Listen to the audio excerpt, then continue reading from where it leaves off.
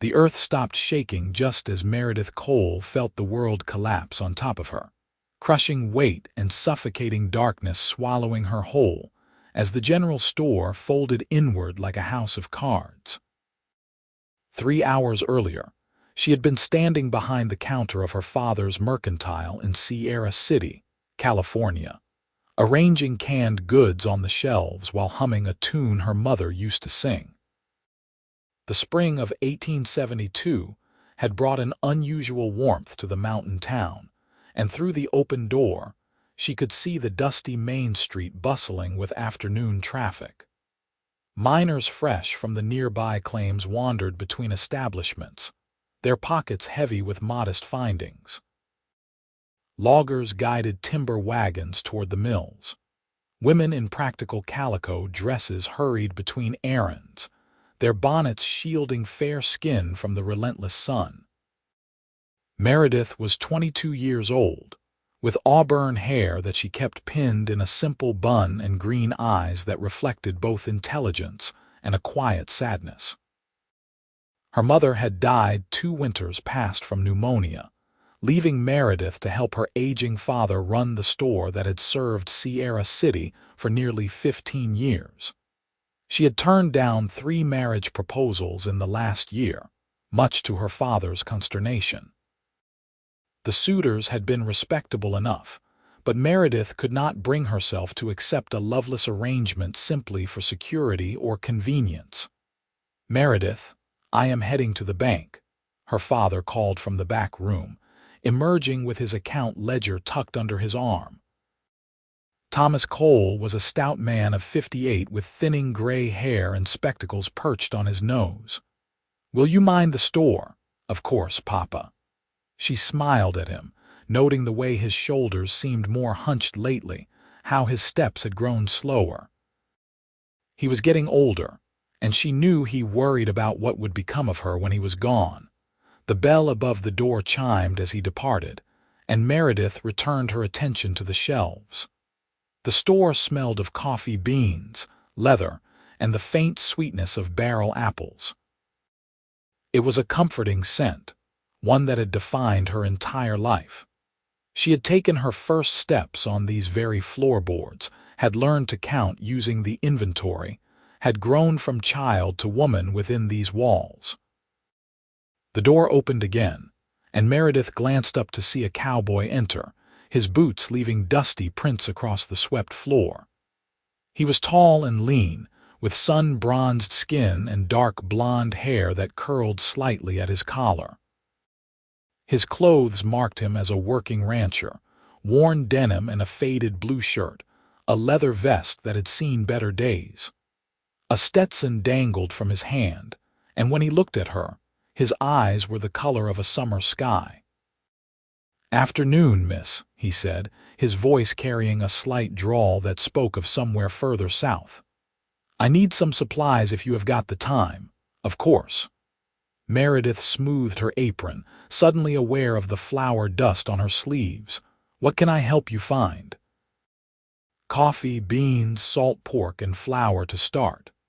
He stepped closer to the counter and she caught the scent of leather and sage. "Name is Fletcher Lewis. I just signed on as foreman at the Patterson Ranch east of town." "Meredith Cole. My father owns this store." She began gathering the requested items, aware of his gaze following her movements. "The Patterson Ranch.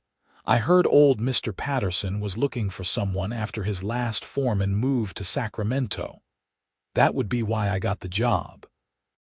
Fletcher leaned against the counter, his posture relaxed, but his attention focused entirely on her.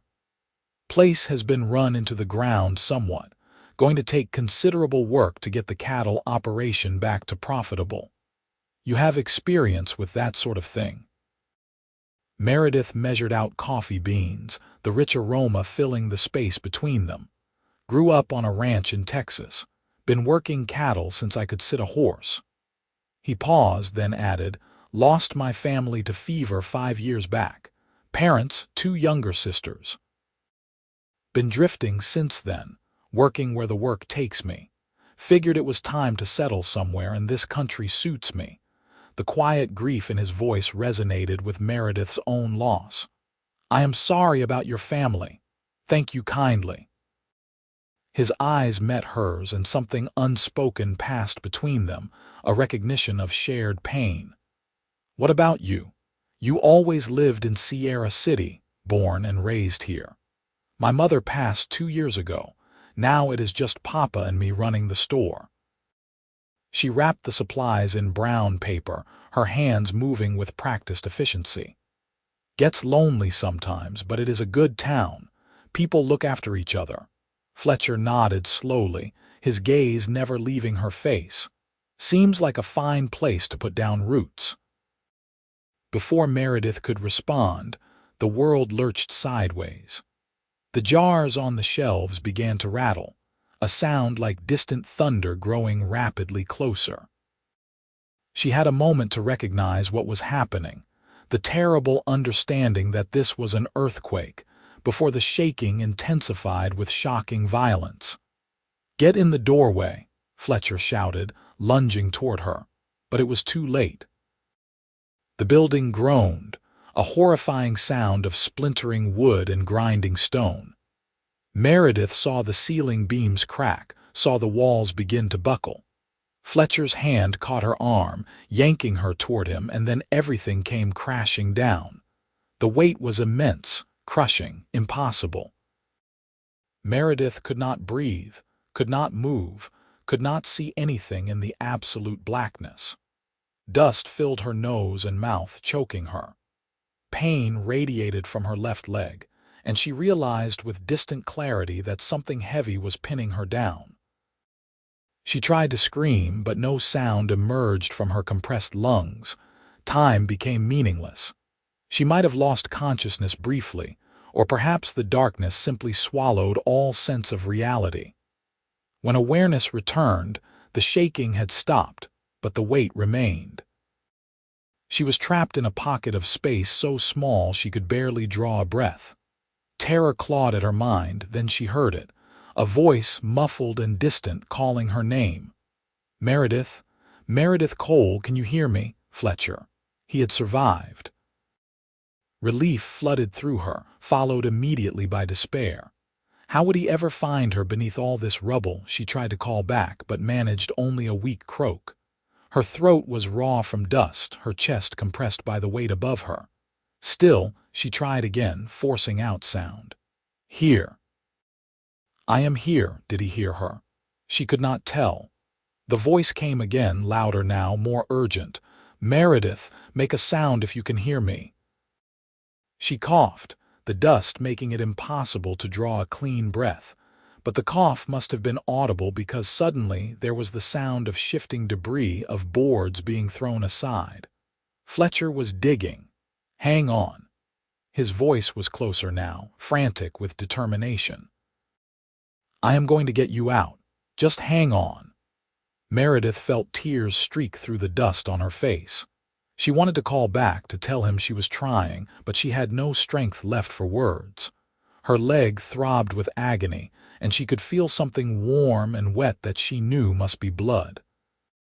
The darkness pressed in from all sides, and she fought against the panic that threatened to overwhelm her. Time stretched impossibly. She drifted in and out of awareness, the pain in her leg anchoring her to consciousness when she might have preferred oblivion. Always she could hear Fletcher above her, the sounds of his desperate work. Wood scraping against wood, heavy objects being dragged aside, his voice sometimes cursing, sometimes praying, sometimes just calling her name like a lifeline thrown into the darkness. "I can see your hand." The triumph in his voice cut through her haze. "Meredith, I can see your hand. Move your fingers if you can." She concentrated every shred of will she possessed into her right hand, the one that apparently was visible. Her fingers twitched, barely, but it must have been enough because Fletcher let out a sound that was half sob, half laugh. "That is it. That is my girl. Stay with me now." The digging intensified. She could hear him more clearly now, could hear the raggedness of his breathing, the strain in his voice as he lifted what must have been impossibly heavy debris. How long had he been at this? An hour, two, more. Her fractured sense of time made it impossible to judge. Light suddenly pierced the darkness, a thin beam that made her squint despite its dimness. Fletcher had created an opening, small but growing larger as he worked. She could see his face now, streaked with blood and dirt, his eyes wild with determination and fear. "I see you." He was sobbing openly now, even as he kept working. "I see you, Meredith. Hold on just a little longer." The opening widened. His hands reached through, impossibly gentle despite their urgency, touching her face, her shoulders, assessing the situation. "There is a beam across your legs. I need to lift it. This is going to hurt, but I need you to pull yourself toward me when I do. Can you do that?" "Yes," she whispered, the word barely audible. "On three. 1, 2, 3. The pressure lifted from her legs, and pain exploded through her body with such intensity that she nearly passed out. But Fletcher's hands were there, gripping her arms, pulling her up and out through the opening he had created. She screamed, the sound tearing from her throat, and then she was free, cradled against his chest as he carried her away from the collapsed building. He laid her down on the street, and she got her first look at the devastation around them. Sierra City was destroyed. Buildings had collapsed along the entire main street. Smoke rose from several locations where fires had broken out. People wandered in shock, some calling for missing loved ones, others sitting in stunned silence amid the ruins. The late afternoon sun slanted across the destruction, casting long shadows that made the scene even more surreal. "Let me see your leg." Fletcher was already tearing strips from his own shirt, his hands steady despite the tremor she could see running through his entire body. Her left leg was a mess, blood soaking through her dress, but when he carefully examined it, some of the fear left his eyes. "It is bad, but I think the bone is intact. Needs proper doctoring, though." "My father," Meredith gasped, trying to sit up. "He went to the bank. I need to find my father." Fletcher gently but firmly held her down. "You are not going anywhere with this leg. Tell me what he looks like and I will search for him." Gray hair, spectacles, blue suit. Tears streamed down her face. "Please, he is all I have left. I will find him." Fletcher squeezed her hand, his eyes holding hers with an intensity that made her breath catch despite everything. "I promise you, Meredith, I will find him." He stood, then paused, looking down at her. "You are the bravest woman I have ever met." "That was 3 hours I spent digging, 3 hours where I did not know if you were alive or dead, but I could not stop. Would not stop. Do you understand what I am saying?" She understood. In those 3 hours of desperate searching, of tearing through rubble with bleeding hands, something had forged between them that went beyond ordinary attraction. He had fought death itself to reach her, and she had held on because she had heard his voice calling her back from the darkness. "Find my father," she whispered. "Then come back to me." Fletcher nodded once decisively, then strode off into the chaos. Meredith watched him go.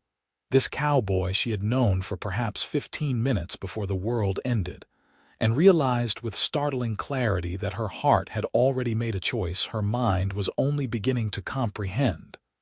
A woman appeared beside her, kneeling down with practiced efficiency. "I am Mrs. Henderson. My husband is the schoolteacher. Let me tend that leg while we wait for proper help." "Thank you," Meredith managed, grateful not to be alone.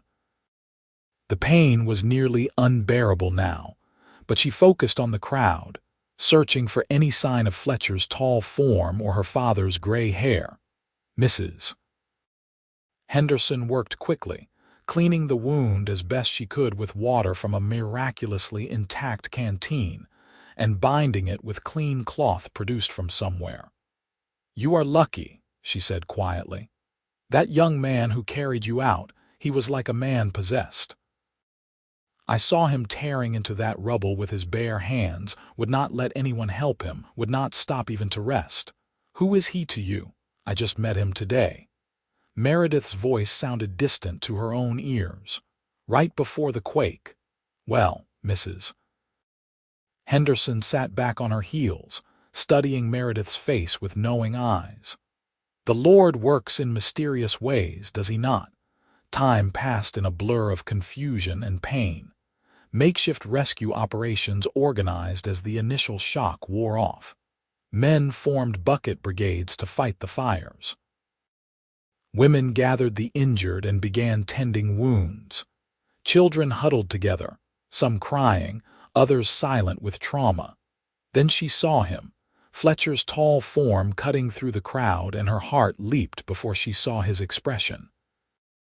Behind him walked her father, limping but alive, his suit torn and his spectacles missing but blessedly, wonderfully alive. "Papa!" Meredith tried to stand, but her leg buckled immediately. "Stay down, daughter." Thomas Cole hurried forward as quickly as his own injuries allowed, dropping to his knees beside her. Thank God you are alive. I saw the store, and I thought, Fletcher saved me." She gripped her father's hand tightly. "He dug me out. He dug for 3 hours." Thomas turned to look at Fletcher, who stood a few paces back, giving them space for their reunion. "Son, I do not know how to thank you." "No thanks needed, sir." Fletcher's eyes found Meredith's, and the connection she felt was almost physical in its intensity. "I am just grateful I got there in time." The next hours tested everyone's endurance. A doctor was found among the survivors, his own office destroyed but his medical bag intact.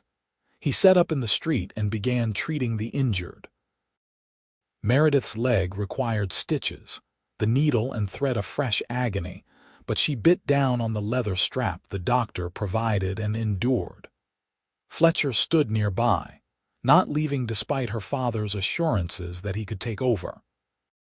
"You are injured yourself," Thomas noted, gesturing to Fletcher's hands, which were torn and bleeding from his hours of digging. "Nothing that needs immediate attention." Fletcher did not take his eyes off Meredith's face as the doctor worked. "How bad is it, Doc?"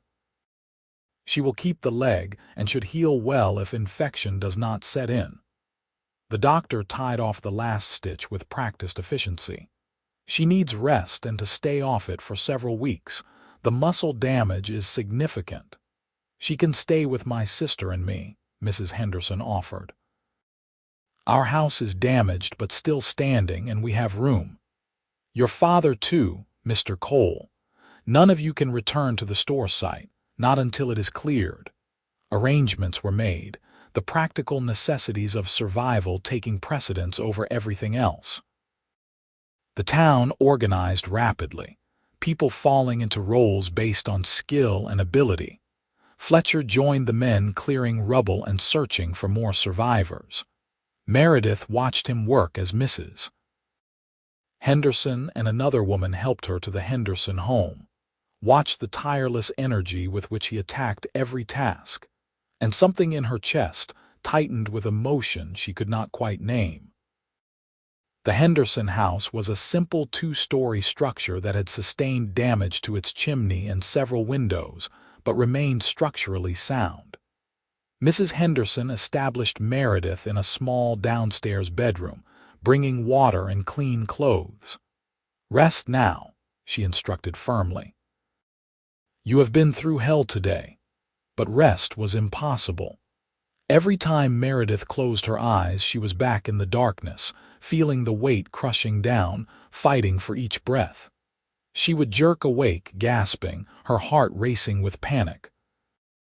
The third time this happened, she found Fletcher sitting in a chair beside her bed, his presence both surprising and deeply comforting. "How long have you been there?" she asked, her voice hoarse. "About an hour. Your father is sleeping in the next room, Mrs. Henderson said you were having nightmares." He leaned forward, elbows on his knees, his face drawn with exhaustion. "Figured you might rest easier knowing someone was keeping watch." You should be resting too. You worked all day. I will rest when I am sure you are safe. His simple statement held a wealth of meaning. Meredith studied his face in the lamplight, noting the dark circles under his eyes, the lines of strain around his mouth, the bandages on his hands. "Why?" she asked softly. "We are strangers. Why did you do all this for me?" Fletcher was quiet for a long moment, seeming to consider his words carefully. "When the building started to collapse, I tried to get to you, tried to pull you to safety, did not make it in time, and I have never felt fear like what I felt in that moment. When I dug myself out and realized you were trapped under all that rubble, I knew I had two choices. I could assume you were gone and walk away, or I could dig until I found you, alive or dead, because leaving you there alone was not something I could live with." He paused, his eyes meeting hers with an honesty that stole her breath. "Started digging, and somewhere in those hours, listening for any sound, any sign of life, I made a promise to God. I promised that if He let you live, I would spend the rest of my life making sure you never regretted it. I know that is crazy, I know we just met, but when I heard you make that sound, when I knew you were alive down there, something in me just knew you were meant to be in my life." Tears spilled down Meredith's cheeks. "I heard your voice. In the darkness, trapped and terrified, I heard you calling my name, and it gave me something to hold on to. A reason to keep fighting, to stay conscious. I think I knew then too." Fletcher reached out slowly, giving her time to pull away if she wished, and gently wiped the tears from her face. His touch was infinitely careful, reverent almost, and Meredith felt something in her chest crack open, some wall she had built after her mother's death crumbling away. "Get some rest," he said quietly. "I will be right here. Nothing is going to hurt you, Meredith, not while I am breathing." This time, when she closed her eyes, sleep came. Deep and dreamless, her subconscious mind assured by his presence that she was safe, that she was guarded, that she was not alone. The days that followed were a strange mixture of tragedy and community triumph. Sierra City rallied together with the resilience that defined frontier towns. The dead were counted, 18 souls lost in the collapse of buildings and the fires that followed. Funerals were held, somber affairs that brought the entire surviving population together in shared grief. The injured recovered slowly, some better than others. Rebuilding efforts began almost immediately, men working from dawn to dusk to clear debris and salvage what could be saved. Through it all, Fletcher remained a constant presence in Meredith's life. He worked with the rebuilding crews during the day, his strength and skill earning respect from the other men. But every evening he appeared at the Henderson house, checking on her recovery, sitting with her as the light faded. They talked for hours, learning each other's histories, dreams, and fears with the accelerated intimacy that trauma often produces. She learned that he had a gift with horses, that he could read sign like an Apache, that he played harmonica though he had lost his somewhere in the earthquake rubble. He told her about his family in Texas, about the fever that had taken them one by one while he watched helplessly, about the years of drifting that followed as he tried to outrun his grief. In turn, she told him about growing up in the store, about her mother's gentle nature and love of books, about the proposals she had turned down because she could not imagine binding herself to someone without love. She confessed her fears about the future, about what would happen to her and her father as they aged, about the loneliness that sometimes threatened to swallow her whole. "You will never be lonely again," Fletcher said one evening, taking her hand in his bandaged one. "Not if I have any say in the matter." Her heart raced at the implication. "Fletcher, we have known each other less than a week. Known you long enough to dig you out of a collapsed building, long enough to know I cannot imagine walking away from you." His thumb stroked over her knuckles, the touch sending shivers up her arm. "I am not asking for anything you are not ready to give, Meredith. Just asking you to let me stay close, to give this thing between us a chance to grow." "My father—" she started, but Fletcher shook his head. "Already spoke to your father. Told him my intentions were honorable, that I planned to court you proper if you would have me. He gave his blessing, said any man who would dig for 3 hours through Rubble had proven his character sufficiently." Meredith could not help but laugh, the sound strange after so many days of solemnity. "You spoke to my father before speaking to me. Wanted to do things right." Fletcher's expression was serious despite her amusement. "You deserve to be courted proper with respect and honor. Want to do this the right way, Meredith. Want to give you the time to be sure to know your own heart. But I needed you to know my intentions, needed you to understand that I am not going anywhere." "I am sure," she said softly, surprising herself with the certainty in her voice. "I know it seems impossible, but I am sure, Fletcher. What happened in that building, what happened after, it showed me something important. Life is too short and too uncertain to waste time pretending we do not know what we feel. I love you. It is too soon and too fast, and it makes no logical sense, but I love you." Fletcher's eyes blazed with emotion. He leaned forward slowly, carefully, giving her every opportunity to pull back, and pressed his lips to hers. The kiss was gentle, reverent, a promise and a question all at once. Meredith's hands came up to frame his face, feeling the roughness of stubble beneath her palms, and kissed him back with all the pent-up emotion of the last week. When they parted, both were breathing hard, and Fletcher rested his forehead against hers. "I love you too, Meredith Cole. Going to marry you if you will have me. Going to build you a life where you never have to be afraid or lonely again." "Yes," she whispered. "Yes to all of it." They sat together in the gathering darkness, hands intertwined, and Meredith felt a peace she had not known since her mother's death. The world outside might be in chaos, the town rebuilding from devastation, but here, in this moment, everything felt right. Her recovery progressed steadily over the following weeks. The doctor proclaimed himself satisfied with her healing, though he cautioned that she would likely always have a scar and might experience pain in cold weather. Meredith found she did not care. The scar would be a reminder that she had survived, that Fletcher had refused to give up on her, that something beautiful had been born from tragedy. The town slowly took shape again.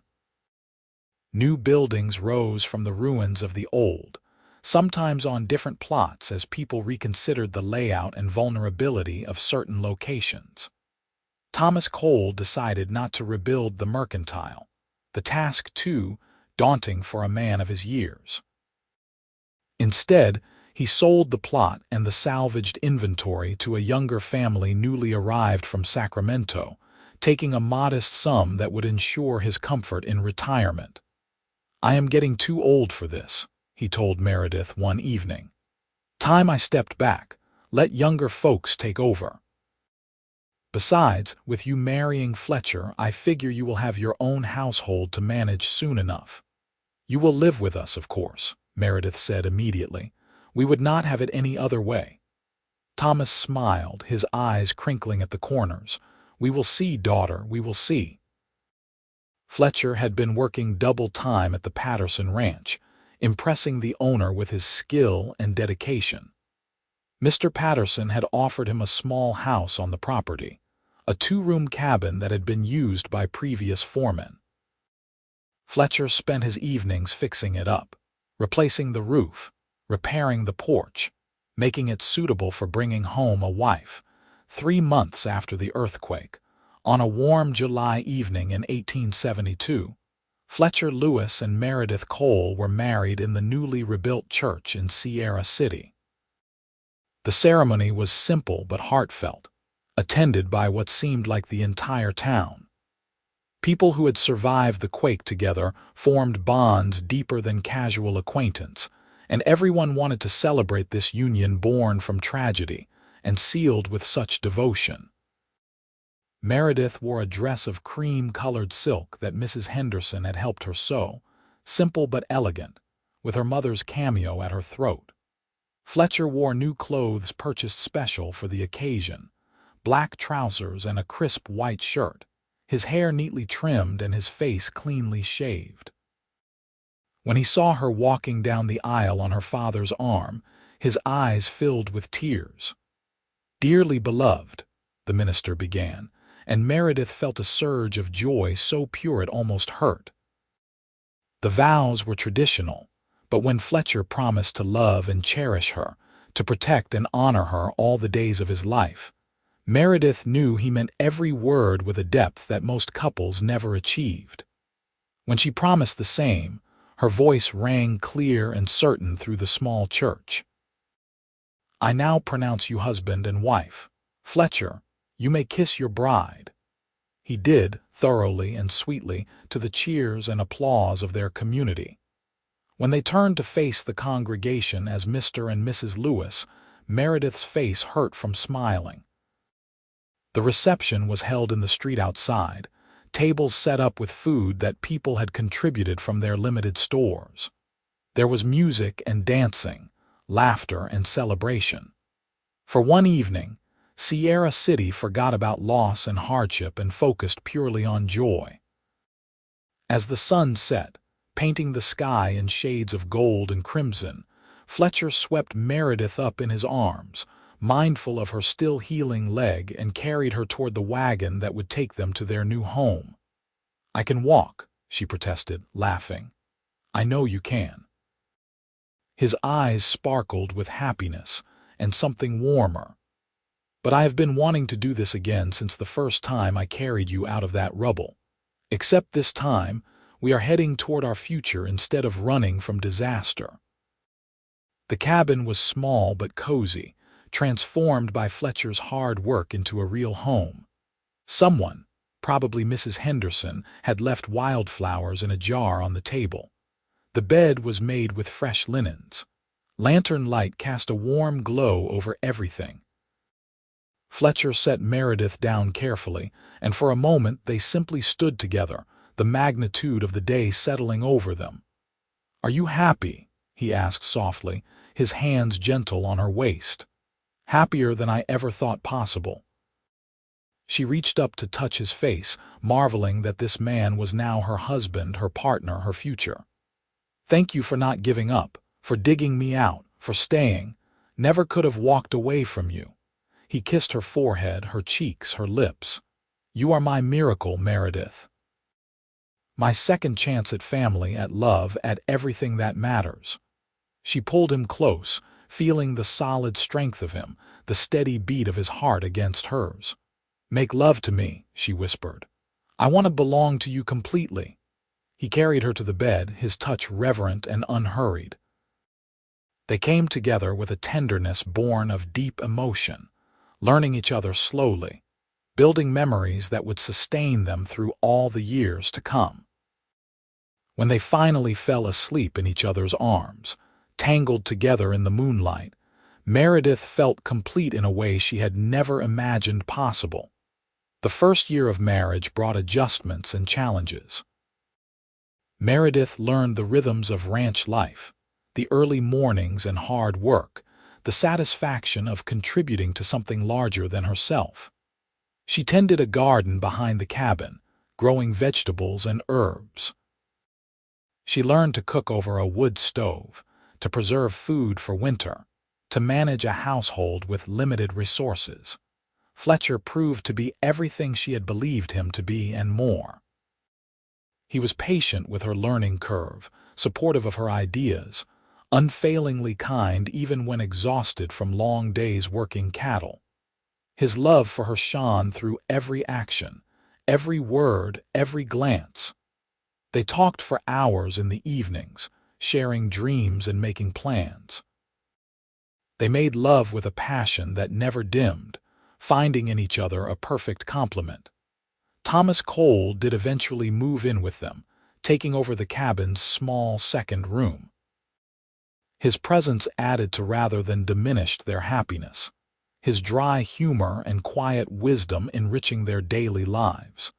He doted on Meredith, grateful to have her near, and developed a genuine friendship with Fletcher based on mutual respect. The following spring, Meredith discovered she was pregnant. The joy this brought was tempered slightly by fear, memories of her mother dying haunting her dreams. Fletcher sensed her worry and made sure she never faced it alone. "You are strong," he told her one night, his hand splayed protectively over her swelling belly. "Strongest woman I have ever known. You survived an earthquake, survived being buried alive. You can survive anything. But my mother." She started, and he gently stopped her words with a kiss. "Your mother was sick already, weakened by pneumonia before the pregnancy. You are healthy and strong, and I will be with you every step of the way. You are not alone in this, Meredith. You will never be alone." His certainty calmed her fears, and as the pregnancy progressed, Meredith found herself looking forward rather than dwelling in worry. She sewed baby clothes and prepared the small cradle that Fletcher built with his own hands. They talked about names and argued playfully about whether the child would have her green eyes or his blue ones. In October of 1873, on a crisp autumn morning, Meredith went into labor.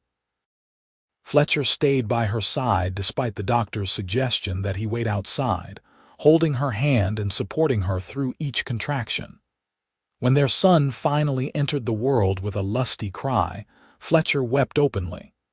"He is perfect," Meredith breathed, cradling the baby against her chest. "Look at him, Fletcher. We made this perfect little person. He looks like you." Fletcher's finger traced gently over the baby's downy auburn hair. "Thank God he looks like you." They named him Samuel after Fletcher's father, with the middle name Thomas for Meredith's father. The elder Thomas Cole held his grandson with shaking hands and tears streaming down his weathered face, overcome with emotion at this continuation of his line. Parenthood brought new challenges and new joys. Sleepless nights and endless worry balanced against first smiles, and the pure miracle of watching a tiny human grow and develop. Fletcher proved to be a devoted father, taking turns walking the floor with a crying baby, changing diapers without complaint, singing lullabies in his deep voice that somehow always calmed Samuel when nothing else would. Life settled into new rhythms. The ranch prospered under Fletcher's management, the cattle operation growing profitable enough that Mr. Patterson gave Fletcher a share in the profits. They saved money, planning for a future when they might expand the cabin or even build a house of their own. Meredith's leg had healed well, though true to the doctor's prediction. It ached in cold weather, a permanent reminder of the day that had changed everything. Sierra City continued its recovery and growth. New businesses opened. New families arrived. The scars of the earthquake faded gradually, replaced by fresh paint and sturdy construction. The survivors rarely spoke of that day, the trauma too fresh, but the bonds forged in shared suffering remained strong. When Samuel was 2 years old, Meredith became pregnant again. This pregnancy was easier than the first, her body knowing what to expect, her mind untroubled by the fears that had plagued her before. She felt strong and capable, confident in her ability to bring another life safely into the world. Their daughter was born in April of 1876, during a spring rainstorm that drummed on the cabin roof like music. She had Fletcher's blue eyes and a calm temperament that contrasted sharply with her brother's energetic nature. They named her Catherine, after Meredith's mother, with the middle name Rose simply because they liked it. 2 children, Fletcher marveled, holding Catherine while Samuel climbed on his lap to see his new sister. "We are truly blessed, Meredith." She watched her family, her heart so full it felt like it might burst. "I never imagined I could be this happy, never imagined any of this." "Neither did I." Fletcher met her eyes across the small room, and the love in his gaze was as intense as it had been the day he dug her from the rubble. "But I would dig through 1,000 collapsed buildings to get here, would do it all again in a heartbeat."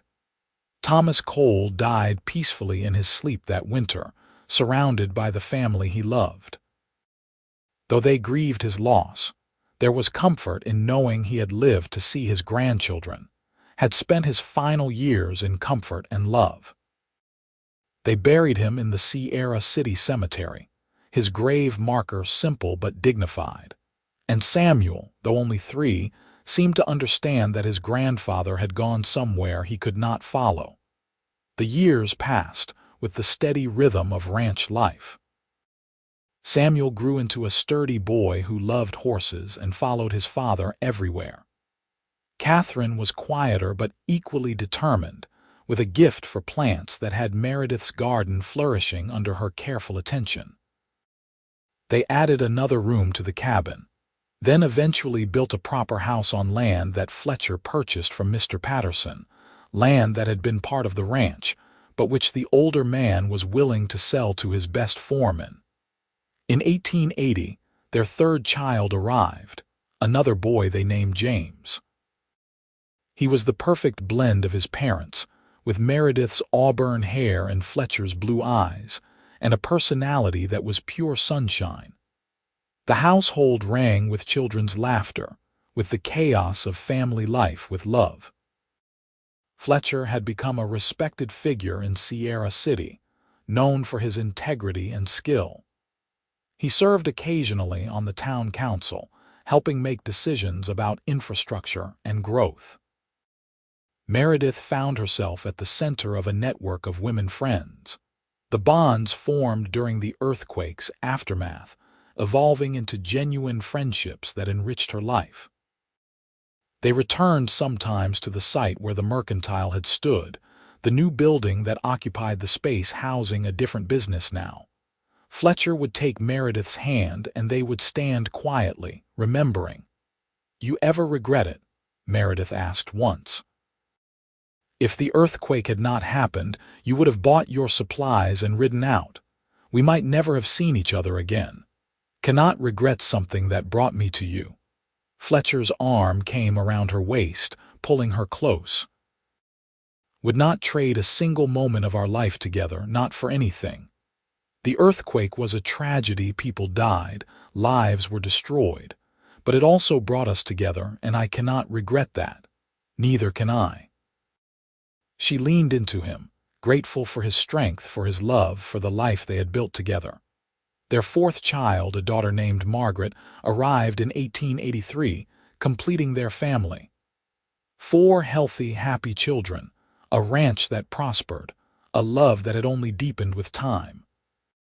It was more than either had dreamed possible that day in 1872, when the earth shook and the world collapsed. Samuel grew into a young man who shared his father's gift with horses and his mother's quick mind. At 18, he took over increasing responsibilities on the ranch, and Fletcher spoke with pride about the day when he would turn the operation over to his son. Catherine, at 16, had become a skilled herbalist and healer, studying with the town doctor and showing a talent that suggested she might follow in his footsteps. James, 14, was still deciding his path, but showed interest in everything from ranching to the new railroad that was being discussed for the region. And Margaret, still a child of 10, was the family's heart, bringing laughter and light to every situation. On a warm May evening in 1894, Fletcher and Meredith sat on the porch of their home, watching the sun set over the mountains. 22 years had passed since the earthquake, 22 years of marriage that had weathered every storm and emerged stronger. "You know what today is?" Fletcher asked, taking her hand. "Tuesday," Meredith smiled, knowing that was not what he meant. 22 years since I walked into your father's store and saw the woman who would change my life." His thumb stroked over her knuckles, the gesture as familiar now as breathing. 22 years since the earth shook and I had to dig you out of the rubble. Best 3 hours work you ever did. She leaned her head on his shoulder, comfortable and content. Every year I thank God that I did not give up, that I kept digging, that you stayed alive down there until I could reach you. His voice grew thick with emotion. Everything good in my life started in those 3 hours, Meredith. You, our children, this home, this life, all of it traces back to refusing to accept that you were gone. And I thank God that you were there that day, that you did not give up, that you loved me enough to keep trying even when it seemed hopeless. She turned to kiss him, soft and sweet, a kiss that still held all the passion and promise of their wedding day. "I love you, Fletcher Lewis. Have loved you since the moment I heard your voice calling me back from the darkness. Love you too, Meredith Lewis. Always will, until the day I die and beyond." They sat together as the stars began to appear, holding hands and watching the life they had built continue around them. Samuel was in the barn, tending to a mare about to foal. Catherine was inside, reading by lamplight and occasionally checking on a tisane she was preparing for a neighbor. James was at the table, working on homework with Margaret's help and occasional hindrance. This was their legacy, built on love and perseverance, on a cowboy's refusal to give up and a woman's determination to survive. From tragedy had come triumph, from destruction had come creation. From 3 hours of desperate digging had come a lifetime of love. The years continued their steady march. Fletcher's hair turned gray, then white, but his strength never seemed to fade. Meredith developed the laugh lines and silver streaks that marked a life well lived and full of joy. They became grandparents when Samuel married and brought them a grandson, then a granddaughter. Catherine eventually did become a doctor, one of the first female physicians in California, her practice in Sierra City, serving the community with skill and compassion. James found his calling in business, helping establish trade routes that brought prosperity to the entire region. And Margaret, surprising everyone, became a teacher, her gift for connection and communication serving her well. On their 30th wedding anniversary, the whole family gathered at the ranch for a celebration. Children and grandchildren filled the house with noise and laughter. Friends from town came bearing gifts and good wishes. Someone had even found a harmonica for Fletcher, replacing the one lost in the earthquake so long ago, and he played while people danced in the yard. As the evening wound down and guests departed, Fletcher found Meredith on the porch, watching the stars. "Tired?" he asked, settling beside her. "Happily so." She leaned into him, their bodies fitting together with the ease of 3 decades. "Thank you for this life, Fletcher, for every moment of it.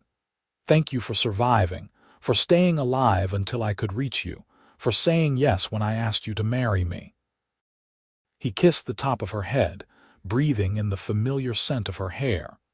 "Best decision I ever made was not walking away from that collapsed building. Best decision I ever made was holding on when I heard your voice." She looked up at him, her green eyes still bright despite the passage of years. "Promise me something, anything. Promise me that when we are old and gray you will still hold my hand and tell me you love me." Fletcher laughed, the sound rich and warm. "Meredith, we are old and gray. Have been for a while now. Then promise me you will keep doing it for however many years we have left. That is the easiest promise I have ever made." He brought her hand to his lips, kissing her knuckles gently.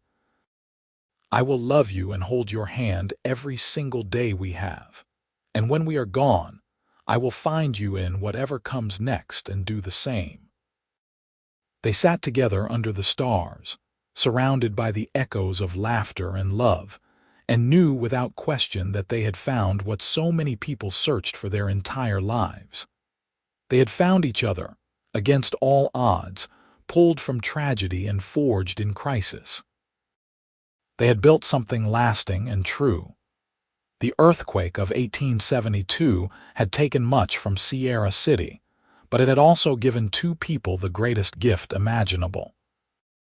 It had given them each other, and everything that followed was simply the inevitable unfolding of a love that had been tested in the rubble and proven unbreakable. More years passed, bringing changes and challenges as all years do. The ranch adapted to new techniques and technologies.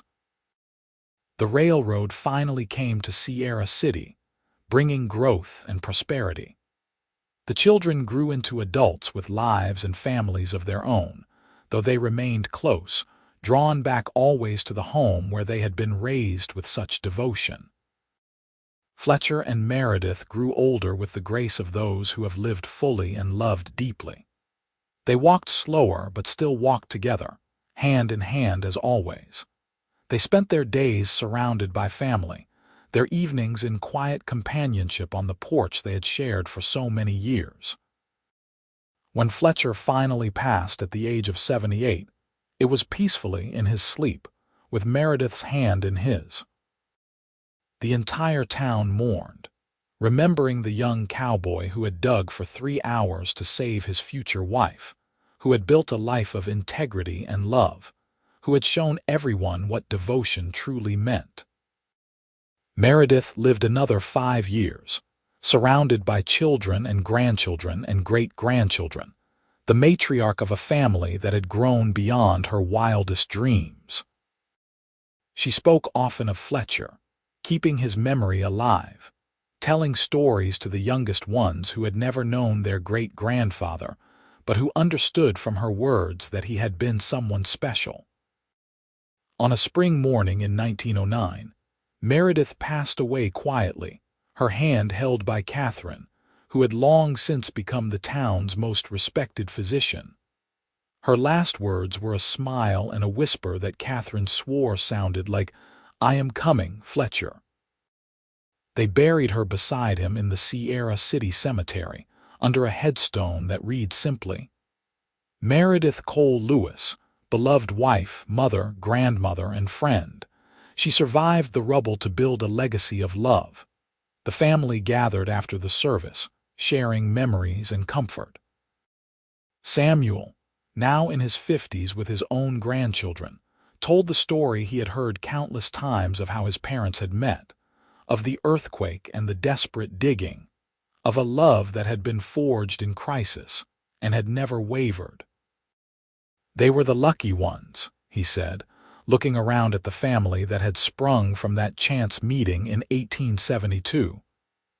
They found something most people spend their whole lives searching for. They found each other, and they held on tight, and they built something that will last long after they are gone. Looking around at siblings and children and grandchildren, at the legacy of love and strength that Fletcher and Meredith had created, everyone knew he was right. From tragedy had come triumph. From 3 hours of desperate digging had come decades of love. From a collapsed building and a cowboy's refusal to give up had come a family, a legacy, a story that would be told for generations. The earthquake of 1872 had shaken Sierra City to its foundations, but it had also planted seeds that would bloom into something beautiful and lasting. It had brought two souls together in the most unlikely of circumstances, and had given them the chance to create something that would endure long after the rubble had been cleared and the buildings rebuilt. And in the end, that was what mattered. Not the destruction, but what had been built from it. Not the tragedy, but the love that had emerged from it. Not the 3 hours of desperate digging, but the decades of happiness that had followed. Fletcher Lewis had dug through rubble for 3 hours to find Meredith Cole alive, and in doing so, he had uncovered not just the woman he loved, but the future they would build together, the family they would create, and the legacy they would leave behind. It was a legacy of love, perseverance, and the unshakable belief that some things are worth fighting for, worth digging for, worth holding on to with everything you have. Their story became part of Sierra City's history, told and retold, a reminder that even in our darkest moments, love can emerge. That determination and devotion can overcome impossible odds. That sometimes the greatest loves are born in the least likely circumstances. The ranch continued under Samuel's management, and later his own sons, the land remaining in the Lewis family for generations. The house that Fletcher built stood for over 100 years, eventually becoming a historical landmark, a place where people came to hear the story of the cowboy and the shopkeeper's daughter who had found love in the rubble of an earthquake. Their descendants spread across California and beyond, carrying with them the story of their remarkable ancestors. Family reunions were held annually at the old ranch, bringing together Lewis relatives from across the country to celebrate the legacy that had started with 3 hours of desperate digging and a love that refused to be buried. And somewhere in the stars above Sierra City, if such things are possible, 2 souls found each other once more, hands intertwined, love unbroken by something as temporary as death. Fletcher and Meredith together again, their story complete, their legacy secure, their love eternal. The earth had shaken on that spring day in 1872, and when it settled, 2 lives had been forever changed. Fletcher Lewis had walked into a general store to buy supplies and had walked out with his future, though he did not know it yet. Meredith Cole had been arranging cans on shelves, never imagining that the cowboy who entered would become her entire world. The earthquake had buried her in rubble, but it had also revealed the man who would spend 3 desperate hours digging her free, and then the rest of his life ensuring she never regretted surviving. From that crucible of destruction and fear had emerged a love story for the ages, a testament to the power of perseverance, the strength of devotion, and the simple, profound truth that some people are worth moving mountains for, or in this case, worth moving mountains of rubble. Their love had survived the earthquake that brought them together, and it had grown stronger with each passing year, each challenge faced, each joy shared. It had expanded to encompass children and grandchildren, friends and community, building outward from that core of 2 people who had found each other against all odds and had chosen to hold on tight. And that, in the end, was the heart of their story. Not the earthquake, not the dramatic rescue, but the choice to hold on, to build together, to love deeply and completely for all the years they were given. Fletcher Lewis had dug for 3 hours to find Meredith Cole alive, but they had spent the next 52 years digging deeper still, excavating the possibilities of love, uncovering the treasures of partnership, and building a foundation strong enough to support not just their own happiness, but the happiness of generations to come. Sierra City had been forever changed by the earthquake of 1872. Buildings destroyed, lives lost, the landscape of the town literally reformed by the power of nature. But in the midst of that destruction, something precious had been preserved. 2 hearts had found each other, 2 souls had recognized their match, and 2 lives had been forever intertwined. The cowboy had dug for hours until he found her alive, and in doing so, he had found himself as well, had found his purpose and his future and his home. And she, buried in the rubble, hearing his voice calling her name in the darkness, had found the strength to hold on, to survive, to emerge from the destruction ready to embrace whatever came next. What came next was a love story. What came next was a family. What came next was a life lived fully and joyfully, with all the challenges and triumphs that make a life worth living. What came next was everything, and it all started with 3 hours of desperate digging and a refusal to give up hope. This was the story of Fletcher Lewis and Meredith Cole Lewis, the cowboy and the shopkeeper's daughter, the man who refused to stop digging and the woman who refused to stop fighting. It was a story born in tragedy but defined by love, a story that began in rubble but was built into something beautiful and lasting. And though they were gone now, their story lived on, carried forward by the family they had created, preserved in the memories of a town that never forgot what they represented. They were proof that love could emerge from destruction, that hope could survive the darkest moments, that sometimes the greatest gifts come wrapped in the most unlikely packages. Fletcher had promised Meredith during one of their many conversations on the porch that he would love her until the day he died and beyond.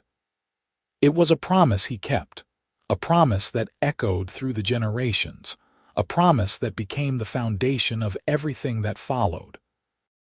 She had been buried in the rubble from the quake. He had dug for hours until he found her alive. And from that moment forward, their lives had been forever joined, 2 stories becoming one, 2 hearts beating as one, 2 souls recognizing their eternal match. This was their legacy. This was their gift to the world. This was the story of how love can emerge from the rubble, how devotion can move mountains, how 2 people can find each other against impossible odds and build something that lasts forever. The earthquake of 1872 shook Sierra City, California, for less than a minute.